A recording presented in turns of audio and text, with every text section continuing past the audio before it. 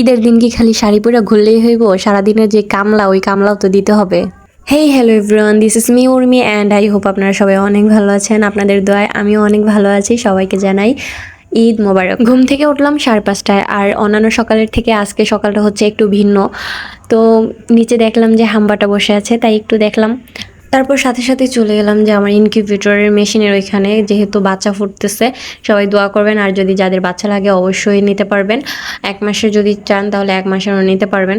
তো যেগুলো হচ্ছে বাচ্চা শুকাইছে ওইগুলো হচ্ছে আমি ব্রোডিংয়ে তাপের মধ্যে দিয়ে দিচ্ছি এক এক করে। যেহেতু আজকে ঈদ, সকাল সকাল আমি গোসলটা সেরে নামাজটা পড়ে নিলাম। নামাজ শেষ করে আমি ফার্স্টেই মাকে কল দিয়েছি ঈদ মোবারক জানানোর জন্য, যেহেতু আমি আমার বোনের বাসায় আছি, মার সাথে ঈদটা করতে পারছি না।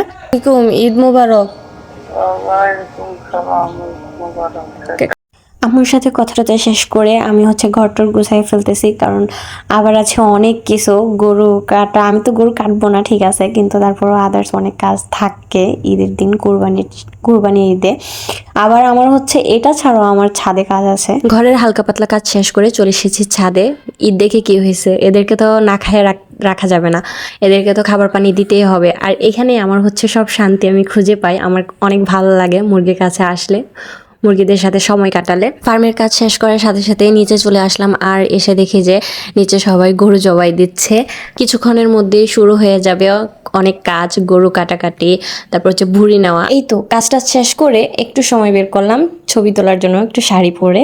আর রাতে চলছে গরুর বারবিকিউ পার্টি, আর বারবিকিউ পার্টি করে মানে একদম ইতিহাস হয়ে গেল।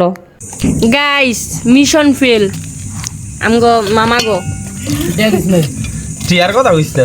সবশেষে এই গরমের মধ্যে আইসক্রিম না হলে তো চলেই না। তো যাই হোক, ভিডিওটি আশা করি সবার কাছে ভালো লেগেছে, আর আশা করি সবার ঈদটাও ভালো কেটেছে। সবার ঈদ কেমন কাটলো ওইটাও কমেন্ট করবেন অবশ্যই। সবাই দোয়া করবেন, সুস্থ থাকবেন। আল্লাহ হাফিজ, আসসালামু আলাইকুম। हम तेरे दीवाने हैं, हम आशिक मस्ताने हैं।